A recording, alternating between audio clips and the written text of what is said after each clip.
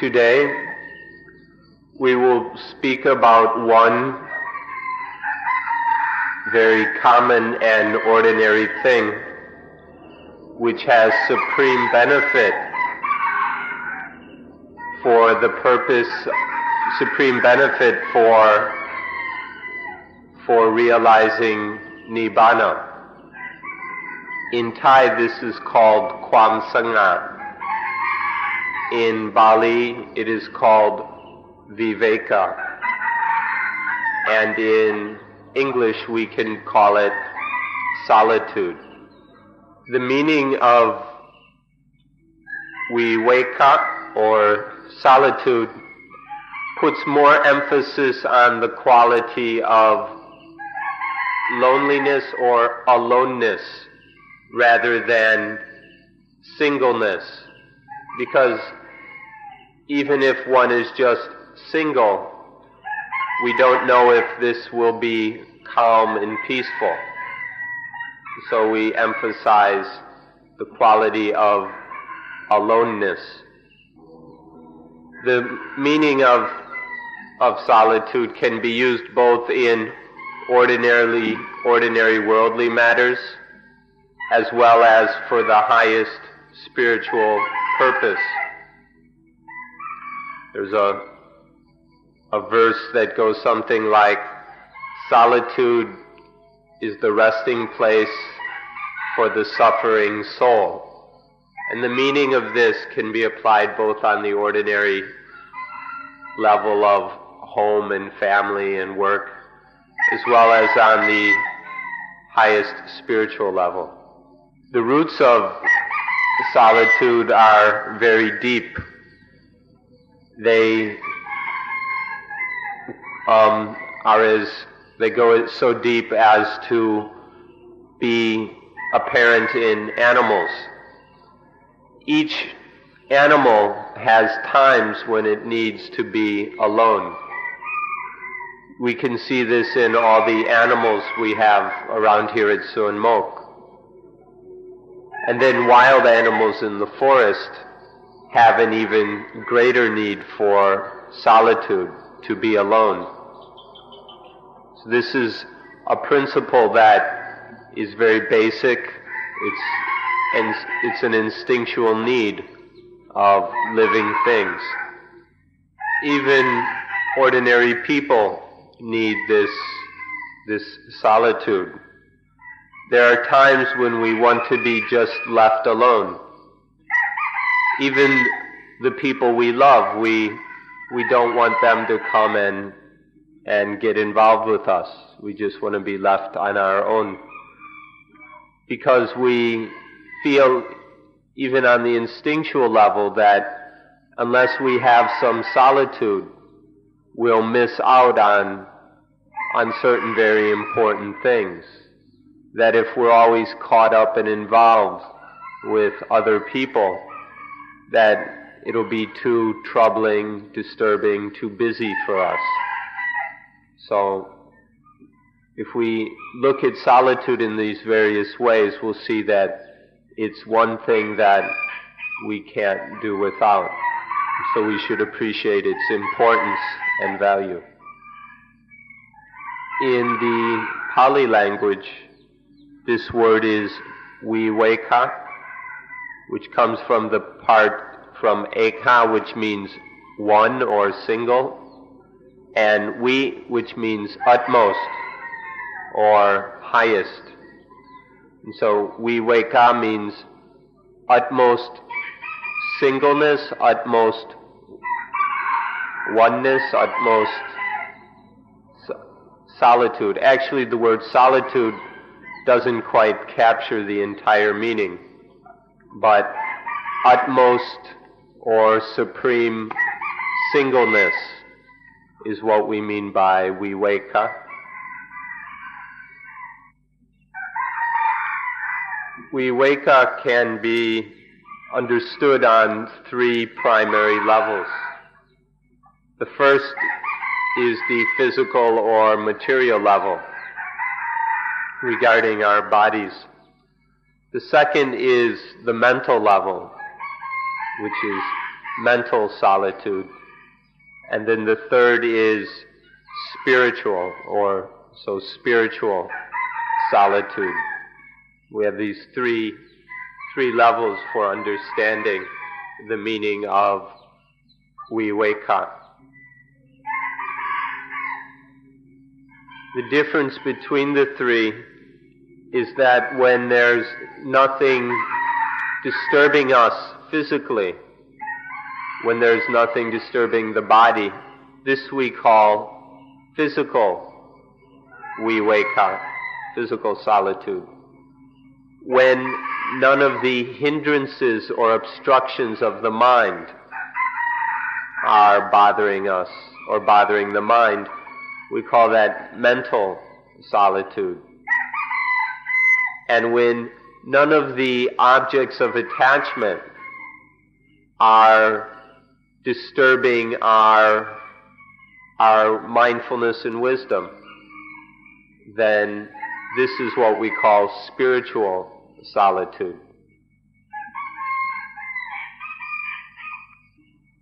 When we live in a simple way, then we will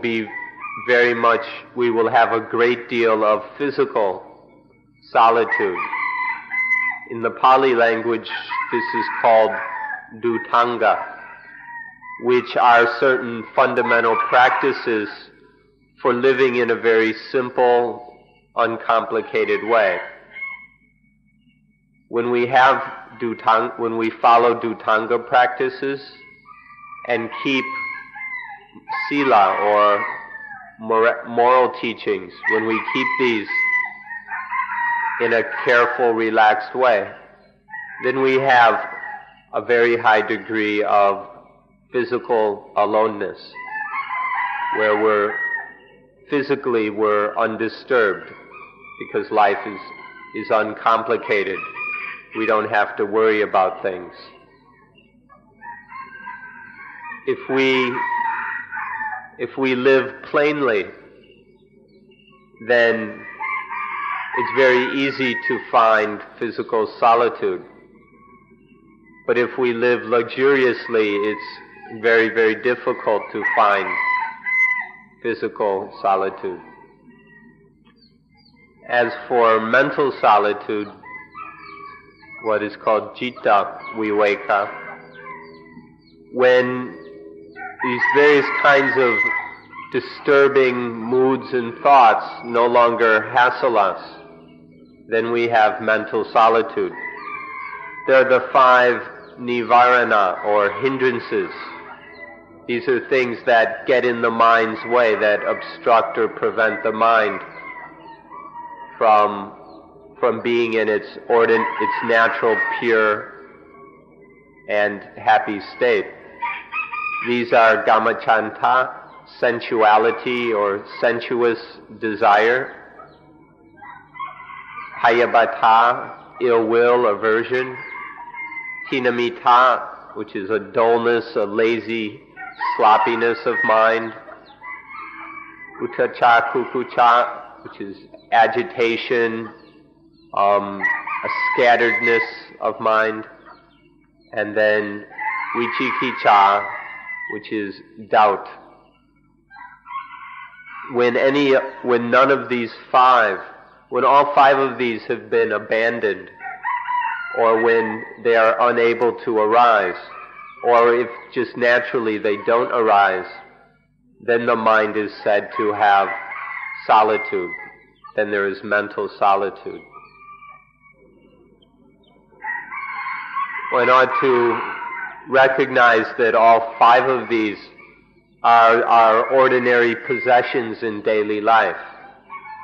These are things that are coming up throughout our ordinary existence all the time. So we should see, when life goes in a positive way, then we end up falling into sensuality, into sensual desire. If life goes in a negative way, then the result is aversion, ill will, anger, hatred, where we don't like things and we even want to get rid of them, destroy them, kill them. And when life is just kind of going on and it's not clearly positive or negative, then various forms of confusion and delusion arise. And so we end up with dullness of mind, or an agitated mind, or doubt. These are happening all the time. Maybe not constantly, but over and over again in our ordinary lives. And they prevent us from having the peace and quiet of mental solitude. If, however, you're successful in developing samadhi, the collected, calm, clear mind, if you can develop this through the practice of mindfulness with breathing, which you're working on, then we should understand the difference.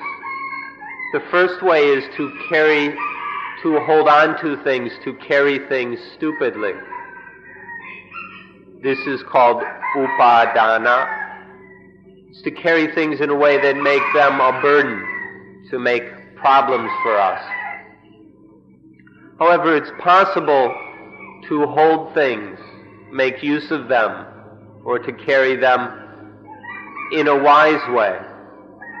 We can carry them intelligently with mindfulness and understanding. And then they're not heavy. This is called samadana, which has nothing heavy or burdensome about it. So we have these two ways of relating to things. And the difference between the two is very important. There are 4 basic ways that we turn things into burdens in our ordinary life. And just as we go about the ordinary business and all that of our lives, there are 4 basic ways that we're grabbing onto things and carrying them around with us. In fact, there are things that we pick up when we're young and carry them with us for the rest of our lives. And we bear these burdens for years, often without ever paying attention to the fact. The first kind of foolish attachment is to sensuality, especially to sensual pleasures, to Dhamma. We're clinging to sensual pleasures. The second is to opinions, views, ideologies, and beliefs. Clinging to any kind of opinion or ideology or belief, even if it's Buddhism, becomes clinging to views, the second kind. The third is a superstitious kind of grabbing onto things, where we hang on to them superstitiously. And the fourth is to attach to things through the egoistic concept of I and mine. These are the 4 ways of attaching to things. And when we attach, the things become burdens. If we know these 4 and understand them thoroughly, this would be of tremendous benefit to each of us. Because if we know them, then it's not so difficult to drop them, to be free of them. When something is positive, it invites us to attach to it in a positive way. When something is negative, it invites us to attach to it in a negative way. Don't go thinking that negative things don't have any attachment. In fact, we're clinging very strongly to negative things. You can call it detachment if you want. So if something is positive or negative, they both entice us to attach to them. And then we turn these things into burdens. Thus we say that the positive and the negative, clinging to either of them causes life to bite its owner. If there's any clinging to positive or negative, then life bites its owner. Something positive will stir up a positive kind of ego. Something negative will stir up a negative kind of ego. Either way, life bites its owner, whether in a positive way or a negative way. Whenever something positive or negative enters the mind, then it leads to dukkha, creates conflict, turmoil, torment in the mind. So both positive and negative cause life to bite its owner. If you're successful at practicing vipassana, the insight aspect of meditation, then you will be able to go beyond this problem. If you can successfully develop samadhi so that the mind is very firm, clear, awake, and active, then one can practice successfully the insight aspects of mindfulness with breathing. And one is successful in vipassana, the result will be that positive and negative can no longer deceive you. You'll no longer be tricked and made a fool out of positive and negative things.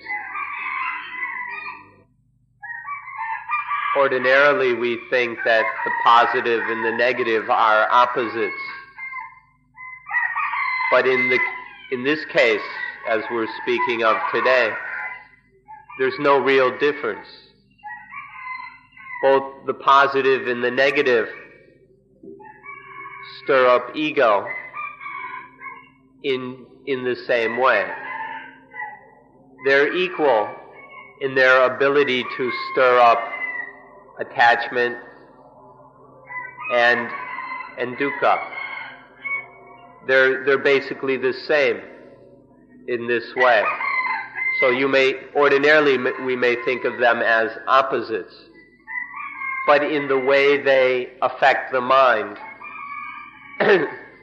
they fundamentally operate in the exact same way.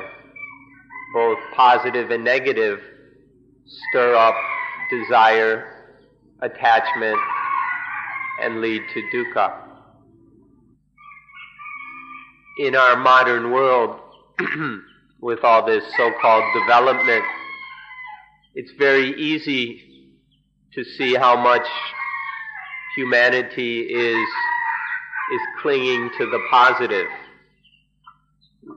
Open any magazine or watch a TV program, and you see nothing but a lot of clinging to the positive, to consumer goods, to all kinds of beautiful ideas.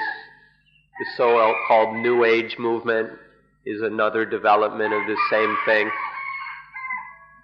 or the tourist industry. All aspects of modern life are very, very clearly full of clinging to the positive. People are running around chasing after the positive all over the world, especially where there's enough money to create the illusion of getting these things. We can see that any place that this doesn't happen by itself, that wherever there is clinging to the positive, there will be an equal amount of clinging to the negative. And so you can see the businessmen, the politicians, the ordinary people who are all caught up in this attachment to positive also have a lot of fear of not getting what they're clinging to or of losing what they're clinging to. So a lot of fear and worry and anger also comes. And so wherever there's clinging to the positive, there will also be clinging to the negative.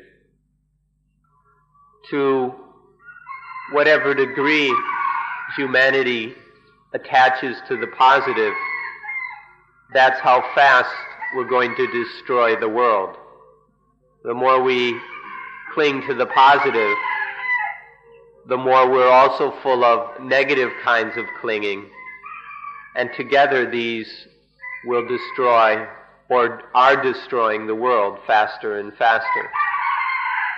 Any kind of clinging, whether to the positive or the negative, brings suffering. And this is what's destroying our world. All around us, the world is full of things with positive and negative qualities. This is the world that we live in. When our mind, through wisdom, is no longer caught up in these positive and negative things, then we say that the mind is above or beyond positive and negative. This is our way to survival or to salvation, to be above and beyond this power of positive and negative. This is the meaning of being spiritually alone, where nothing positive or negative can disturb the mind. This is what is necessary for our survival. The positive leads to a positive sort of ego. The negative leads to a negative sort of ego. Either way, there's an ego, and when there's an ego, the mind gets bit. When there's ego, the mind is not free, is not void, and so it can find no real peace. You should remember the most important sentence, that wherever there is ego, there is no solitude.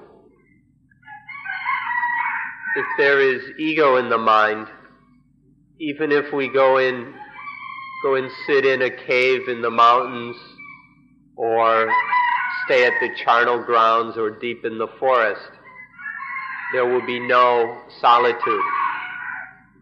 No matter where we go, if there is ego in the mind, then there cannot be any lasting or real solitude. But if the mind is void of ego, even if we go and sit in the middle of a theater or stand on a busy street corner, the mind will have solitude. To get rid of the ego that's in the mind, any ego that arises in the mind, to get rid of it is to experience solitude immediately. One doesn't have to go up into the mountains and live like a hermit, or hang around funeral grounds, or anything like that. To find real solitude, what one has to do is to drop ego, to toss the ego out of the mind.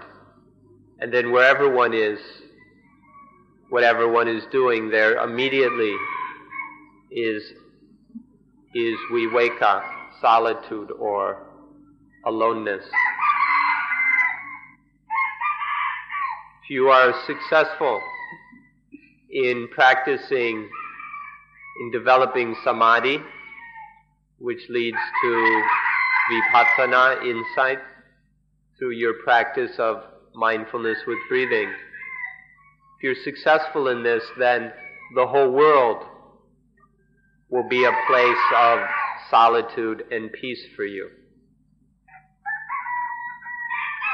We can look at a few examples of each of these.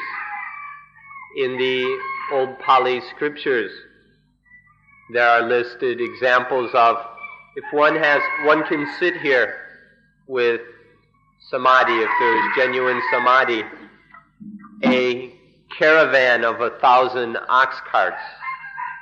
And if you've ever seen an ox cart, they have these big, heavy wooden wheels, and they squeak and rattle and make all kinds of noise.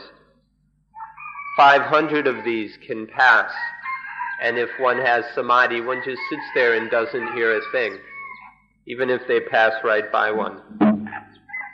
Or there's another example where a lightning bolt crashes down right next to one, killing a bunch of buffaloes and cattle. And if there's sufficiently deep samadhi, one doesn't hear a thing. These are examples of the kind of solitude that can arise from strong samadhi, from a mind that's really firmly collected, very calm mind. Then in terms of insight or vipassana, once the mind is really stable and clear, and then we can see things as they genuinely are, then we no longer see things through the illusion of positive and negative. When we see things directly, then we see them as they are, and then the mind gets out of this trap, this illusion of positive and negative. And when the mind can see things in this way, then the positive and the negative have no power over this. This has a special name in the Pali language. It's called adammayata, which means that nothing at all can do anything to the mind. When nothing can cook up the mind, when nothing can produce results in the mind, when nothing can make the mind be like this or like that, when things have no power over the mind, when the mind is in this state of, which we can call unconcoctability, when the mind has a dhammayata, nothing can mess with it, nothing can cook it up. This is the highest meaning of viveka. When the mind has this adhammayata, this unconcoctability, then there is perfect solitude. And solitude on this level is a synonym for nibbana or nirvana. Now the Buddha talked about adhammayata both directly and indirectly in great detail. But although he spent a lot of time looking into this matter, it hasn't come down in our ordinary vocabularies. When it comes to ordinary people, they never talk about it, they never give any attention to adhammayata. So we need to bring this into our everyday vocabularies. We can talk about spiritual equilibrium, unconcoctability, unconditionability. Or there are other words that convey the same relative meaning. We need to bring these into our everyday vocabularies, to be talking about these things, paying attention to them in our ordinary lives. We need to get these words into the dictionaries of our various languages.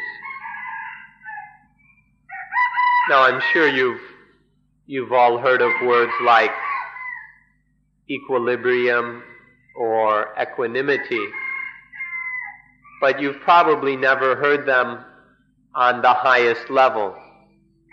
You've probably never discussed them on a truly spiritual level, which is the mind that's totally free of positive and negative. Lots of people talk about balance, but on a relatively low level.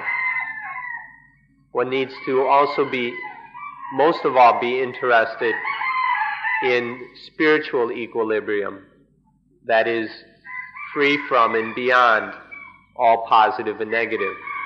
In this way, there is genuine solitude, there is true viveka. It's only in this kind of solitude that there is the resting place for suffering souls. Whether viveka or nibbana, neither of them have anything to do with death. What they mean is that there is no dukkha. Ultimately, the meaning of both viveka and dukkha is that the mind is totally free from, or of nibbana, is that the mind is totally free from all dukkha. So these words don't mean death. They mean a coolness, a peacefulness, where the mind isn't troubled or pained by anything. We call this quenching, where the mind is quenched. It's not dead. It's just quenched. All the fires are put out.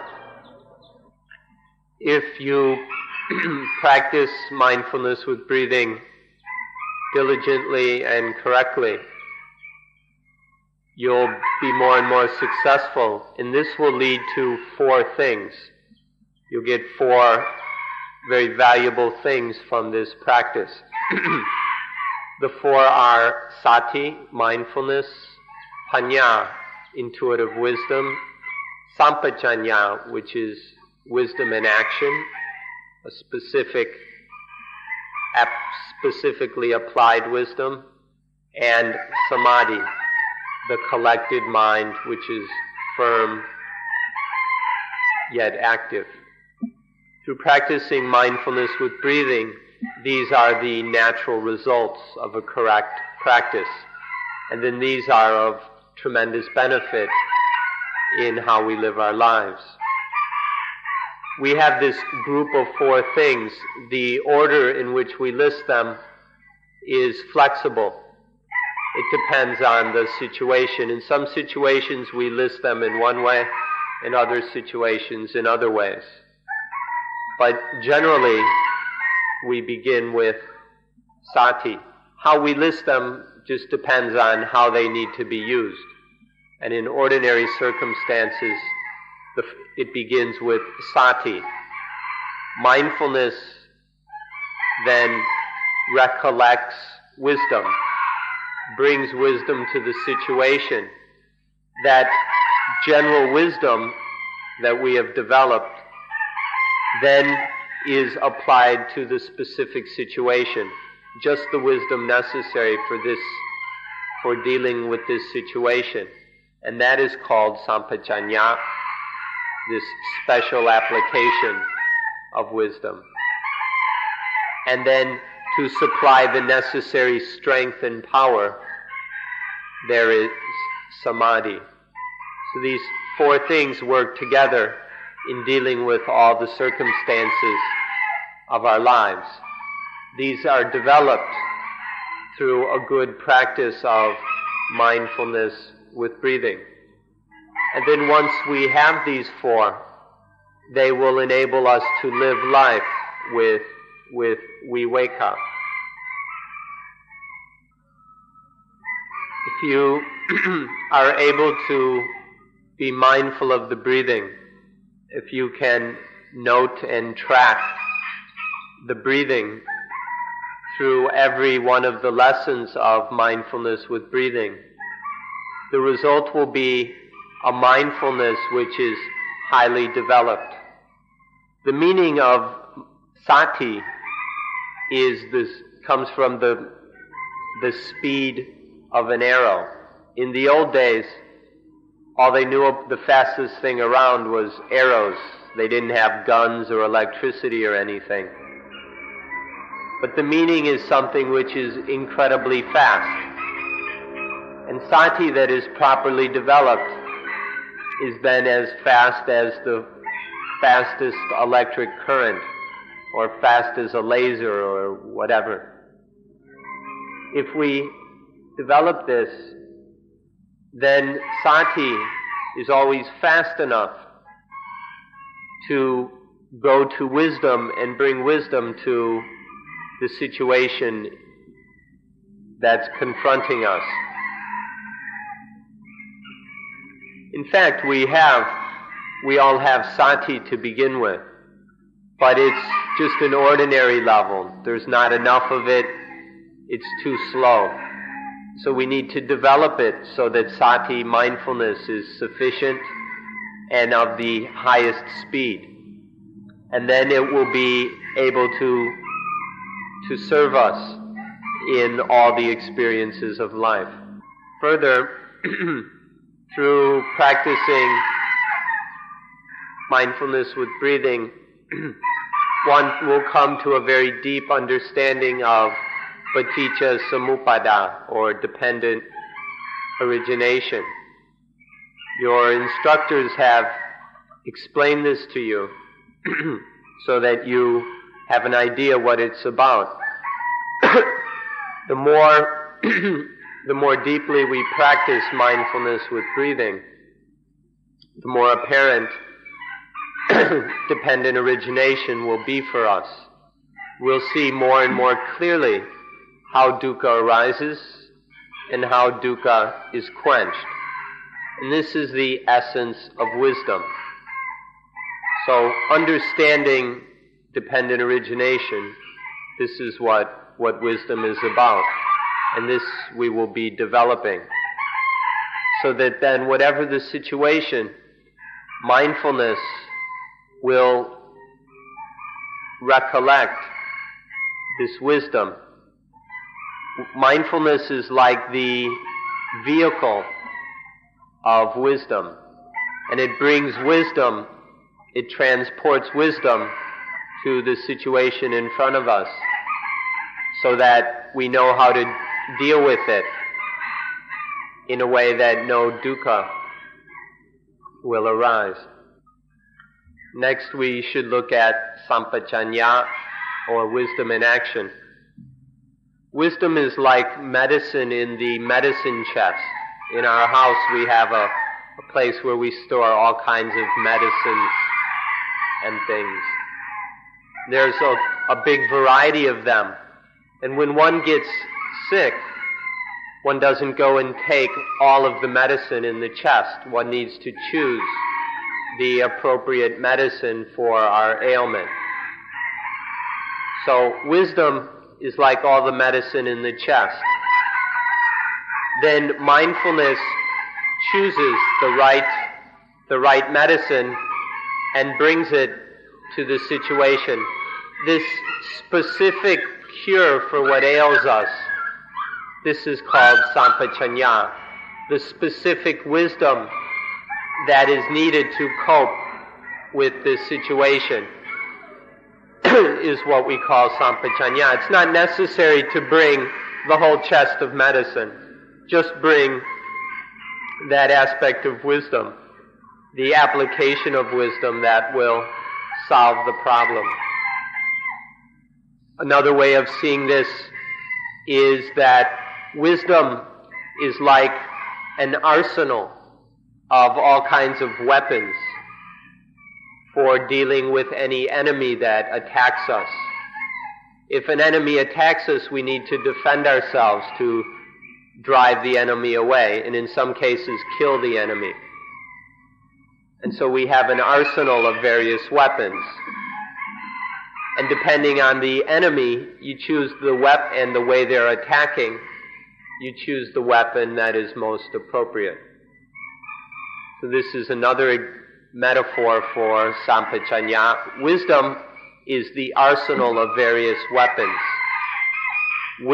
Mindfulness, when attacked, mindfulness will choose the proper weapon, and then the use of that weapon is called, the use of that weapon to kill the enemy is called sampajanya. But here, when we use the word enemy, don't think we're talking about people. We're talking about positive and negative, which comes to delude us. So now mindfulness goes and gets wisdom, brings it, and this wisdom functions in this specific wisdom functions for dealing with the situation. The only question is whether there is enough power, whether the mind has enough strength to deal with the situation and be totally free. Which means is a question of whether there is enough samadhi. Samadhi is the mind's energy gathered together and focused, which leads to great stability as well as great strength. If we practice mindfulness with breathing, there will be enough samadhi, so that if mindfulness brings wisdom and then there is specifically applied wisdom working, if there's not quite enough strength to do the job, more samadhi can kick in order to do the job totally, completely. So this will be developed through practicing anapanasati. One should understand that samadhi is like weight. Wisdom is like sharpness. If you take some cutting tool like an axe or a knife, you'll notice that not only must it be sharp, it must have weight. If you take a razor blade, which is very sharp, and try to cut down a tree, it will take you a very long time because the razor blade has no weight. To cut something, you need both sharpness, but there has to be weight behind it. Wisdom is like the weight, and wisdom is the sharpness, and samadhi provides the weight that provides the work. One should observe the interconnectedness of these four things. If there's no sati, then any wisdom we have is a waste. No matter how much we've studied or know how much we've meditated, in real life, if there's no mindfulness, then all of our understanding is useless. Or if there's no samadhi, we can be very wise, but if there's no samadhi, the mind isn't firm and clear, then the wisdom won't have the strength to deal with any problems. And wisdom itself can't develop without mindfulness, without samadhi. So all of these are interconnected. To function, we need all four together.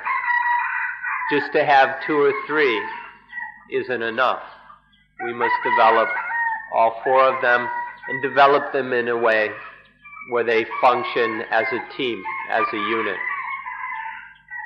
And so we ask that when you're over at the center across the road, that you do everything within your ability to practice mindfulness with breathing diligently, with joy, and successfully, so that you can build up, store up these four things, so that you can develop them, strengthen them, in order that you have more and more of these four. You need to develop them and have them to the degree that we can call your life mates. In real life, we tend to depend on our parents, our lovers, our husbands and wives, our friends, our political leaders, our bosses. But in the end, none of these other people can really save us. They can help us on certain worldly levels, But when it comes to the real important issues of life, none of these can really help us. So these various, even our husbands and wives in the end, cannot save us. What can save us are these, when we've strengthened mindfulness, wisdom in action, and samadhi. When these four are sufficiently strong and working as a unit, then these become our life mate, our partners in life, and enable us to be free of all dukkha. And so through them, through developing them, this leads to more and more viveka until solitude becomes nibbana, the perfect freedom, peace, and coolness of mind. We can call them life mates or partners in life if we like, or another word we can also call them bodyguards. If you have these four bodyguards, you'll be totally free of all dangers. There won't be anything that can disturb you or harm you if you have these four bodyguards: mindfulness, wisdom, specifically applied wisdom, and samadhi, the collected, concentrated mind. With these four bodyguards, viveka becomes perfect. Nothing is disturbing the mind. The mind is totally at peace. When you have these four as your bodyguards, then nothing can bite you. The positive can't bite you. The negative can't bite you. Nothing will be biting. All the things in your life, none of them will bite you. None of them will bite their owners. This is the highest thing there is in life, where nothing is biting its owner, where to live life without life turning on its owner. This is the result of having these four bodyguards. You can see for yourself that viveka or solitude also means freedom. It means independence. That through viveka, the mind is emancipated from all the things that enslave it, all the things that bind it, all the things that harm it. So in viveka there is also perfect freedom. When there is total viveka, then there is perfect freedom. And this is the perfection of humanity. This is to be a perfected human being, or an arahant, the highest development of human life. So in viveka, in solitude, there is freedom. At our center, your instructors began with explaining to you dependent origination, or paticca samuppada. This is, at least at first, the basic theory or perspective we need in order to meditate correctly. At first we can understand dependent origination theoretically, but there isn't much we can do about it. But then through practicing mindfulness with breathing, we develop mindfulness, applied wisdom, and samadhi, so that more and more we can control the flow of dependent origination. And eventually we can master dependent origination so that it only arises if we want it to. Dependent origination is the conditioned arising of suffering, of dukkha. Once we can control that flow, then we can prevent the arising of suffering. The arising of dukkha is called dependent origination. The quenching of dukkha is called dependent quenching or paticca nirodha.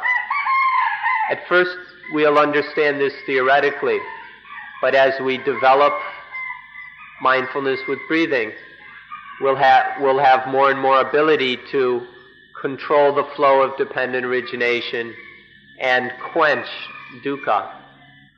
One last thing that we need to mention is that it's necessary to repeat all of this over and over again. It's not enough just to walk into a 10-day course and then walk away and forget everything. That won't get us very far. The Buddha pointed out over and over again that it's necessary to just keep going through this, to keep practicing over and over again, so that we go deeper and deeper and deeper until we're finally successful. Many of us will just practice a little bit, get a few small results, be satisfied with that, and then drop it. And that won't really lead us very far. So it's necessary to repeat and study. We study and learn about dependent origination. We keep going through it. Each of the various links of dependent origination, contact leads to feeling, to desire, to craving. To go through this over and over again so that we understand it more and more deeply and more detail. And then in practice, to keep repeating our practice of mindfulness with breathing. All the various lessons, to go through them over and over again until mindfulness, wisdom, and samadhi are perfected. Unless we're able to totally eliminate attachment, we need to keep repeating these over and over again. In terms of study, dependent origination. In terms of practice, mindfulness with breathing. Now, when studying and practicing these things, you must do so scientifically. It's not enough just to believe what is being said, for whether because you like to believe things or because it's presented logically or for whatever reason, belief isn't enough.